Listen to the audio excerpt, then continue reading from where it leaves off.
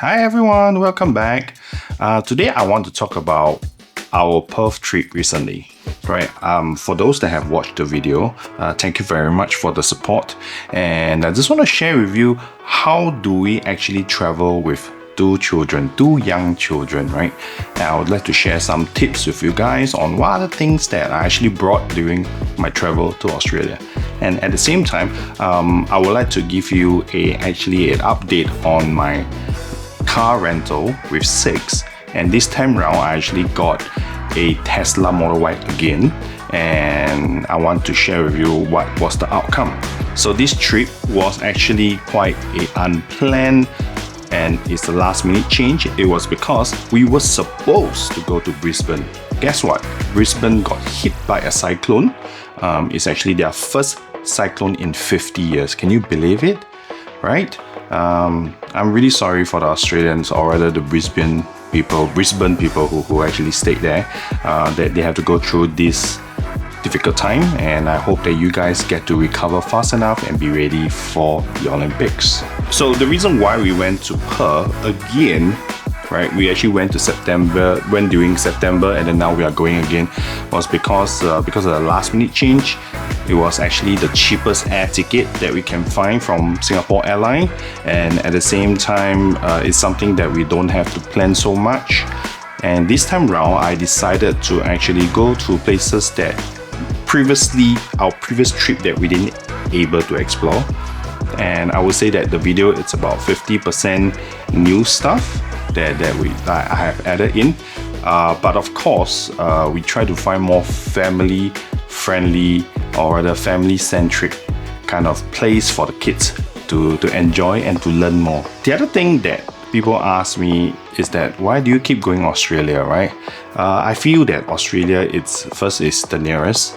Second is that everything is very slow moving and very relaxing. It actually pulls you away from this city life that we have in Singapore, and it allows us to actually slow down and enjoy the nature that God created, right? So I want to pass down this kind of energy and slow down their mind to learn more about the nature from Australia. Of course, there are other places that we can go to, but I think Australia is actually the easiest one to start off with. That's why we kind of explore different places in Australia. So the next one we're actually planning to go is actually Sydney, but we haven't really planned the route yet, so let's see what we can get from there, right? Of course, the other thing that you see in the video is that we invited our mother-in-law to join us so that she can spend time with her granddaughters. Now to the next part about the car rental, right? So this time I actually went back to renting from SIXT. Again, the car company called SIXT, S-I-X-T, SIXT. I actually decided to choose Tesla Model Y. Reason is because if you were to go to the website discovercar.com, the car rental only have three types of EVs, which is Tesla Model Y, Tesla Model 3, and BYD Atto 3. Right? Obviously, BYD Atto 3 is actually too small for us because this time we have 5 packs. Traveling, and Model 3 is not possible at all, even though it might be spacious, but the boot definitely do not have enough space for us to fill in all our luggage, right? So that's the reason why I chose back Model Y again. The moment you come out of the airport, you will see the office right outside the exits, and it's a lot more easier now because they have shifted again to nearer part to the arrival entrance. It's a lot easier to find now, and you don't have to walk one long route just to go and collect your car. It's actually right outside the exit. You cross the traffic light and you will see it. Now this time around I didn't really enjoy the rental was because there was a few things that really took me by surprise, and I was expecting a bit more from the rental company, not from Tesla, from the rental company, and it wasn't very pleasant to me at all. So the first thing that I encountered was actually a crack on the screen. In the video that you watch, you will see one little sticker right at the corner here, so this part here, right? And it's actually a crack on the screen, and they actually just pasted a sticker on it, and I just felt that shouldn't you be replacing it, because isn't it potentially could be dangerous if I get hit by another stones or something like this, and where else am I going to go and change it, or like, you know, so it kind of I feel it was disappointing. Now, the next one is actually the tires that I noticed. All 4 tires has quite an uneven wear. Obviously, you can see from there is that the maintenance are totally not there. I wasn't very pleased with how I got the tires that has uneven wear. If you tell me that all 4 tires are evenly wear, I'm fine with it. At least we know that consistently there is something that is consistent in that way, right? But I was hoping for a much better tires. But then again, tire wear and tear, and I can understand that if it's operable and it's kind of a dry season, it wasn't raining, so I would say it's relatively okay. But I just wasn't pleased with the quality that I got. The next one that really surprised me was actually there is no premium connectivity that comes with the car. My previous rental during September, there was a premium connectivity. You'll be wondering what is premium connectivity, right? It's basically the car comes with an internet access. So you will be able to watch video, listen to your Apple Music or your Spotify.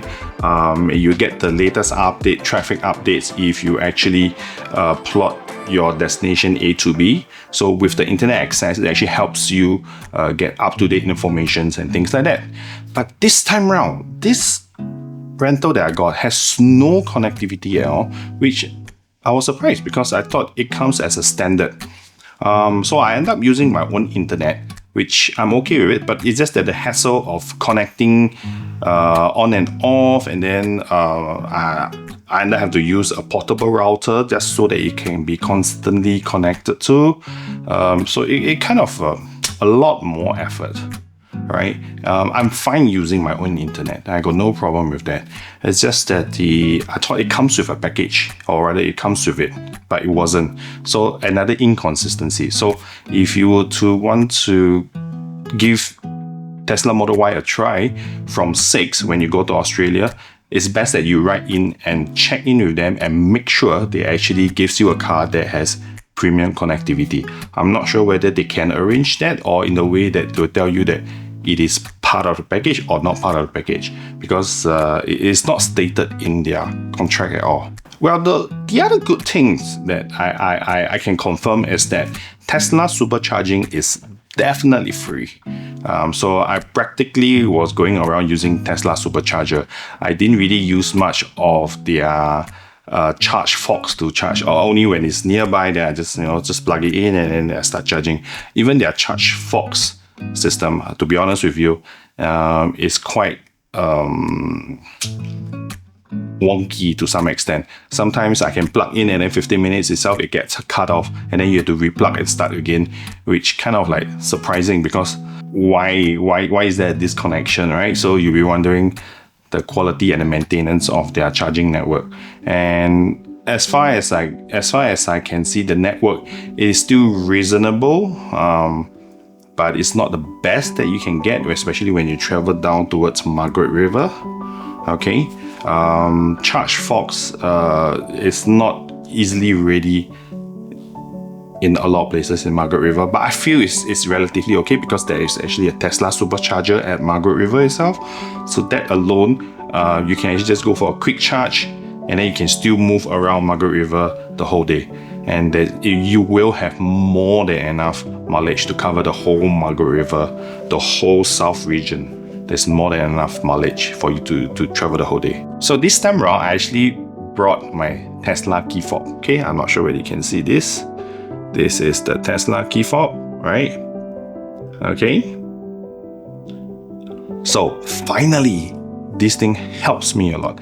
I was able to connect it to the car, so it became my own car key. Basically, I can press the button and open the boot and things like that. In fact, as long as this is near the car can be unlocked easily.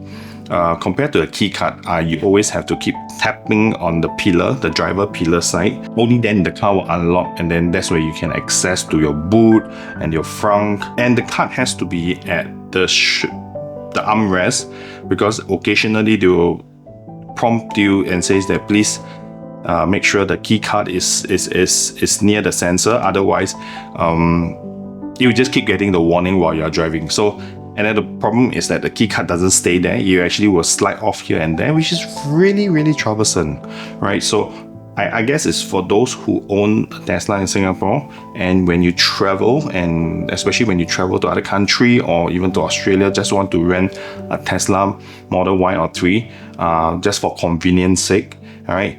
I think this will be a very good little investment. It's not cheap, but it helps me a lot on my previous rental. I'm quite sure you can actually check out my other video that talk about how crazy it is and how annoying it is just to only have keycard as your access. It's too troublesome. On the next part, I would like to talk to you about how to travel with a 3-year-old and a 5-year-old kid to Australia. You'll be wondering as a family, what are the things that you will want to bring to better prepare yourself, and so that you have lesser headache, feel so frustrated with the kids, things like that. So the moment we touch down from the airport, we collect the car, we actually drive 5 minutes to a nearby Woolworths. That is really, really important. Depending on what time you touch down, we head straight to the Woolworths and we actually replenish our needs. Like for example, we buy water. Water is very essential.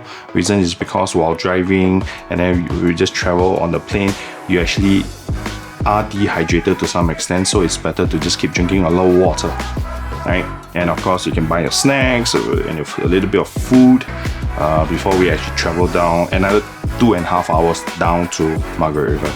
So that driving, of course, in between we do have breaks and things like that. So we immediately are able to replenish our needs at the Woolworths near the airport. So that's the beautiful part about it. Second one is actually bringing a handful of diapers. The second child is still on diaper. On the airplane, she enjoys just sitting down and watch the TV, and she doesn't want to go to the toilet because she's still at this stage where diaper is still her toilet, the kind of thing. So a handful of 5 pieces I think is reasonable. And then of course when you reach Woolworths, you can just look for diapers and things like that. So diapers are pretty essential, for traveling, for road trip. The reason is because it's really difficult to just stop for a toilet. My second child has the tendency to just, Daddy, can I go toilet? I was like, out of nowhere, that's so sudden, right? What am I supposed to do? Am I going to go panic? Yes, I will, because the Tesla Model Y is not my car. It's a rental car, right? So that's one thing that the diaper will come in and save you. Now to the next one is actually medicines, right? All the medicines that you should actually bring, especially for adults, like for your headache, your painkillers, diarrhea, stomach pain, things like that, and a flu pill if you really need to, and just hope that you don't fall sick and get the flu there. And then of course a bunch of kids medicine that is quite crucial. If you don't have it, go and see a doctor to ask for those medicine, and then bring it along. Because for the first time, my eldest actually fall sick, and that actually helped us a lot. She actually slept for 14 hours the night itself, and then the good thing is that she recovered quite fast and she felt a lot better, and then she could continue the journey the next day. So we were lucky, and those medicine really came in handy, really helped us with this whole drama, right? So thank God for the medicine. Now to the next item that I actually brought is actually this portable vacuum. It's actually by Beos. You can see the brand. Okay, you'll be wondering, why do you need a vacuum, right? First and foremost, this vacuum is going to help you clean your car. Yes, the Tesla Model Y is not my car, and the thing is that I allowed them to eat in the car and having snack in the car. Reason is because they are pretty noisy and can get restless for road trips, so snacks in the car will help, and lots of wet wipes as well, not just to clean the car and things like that.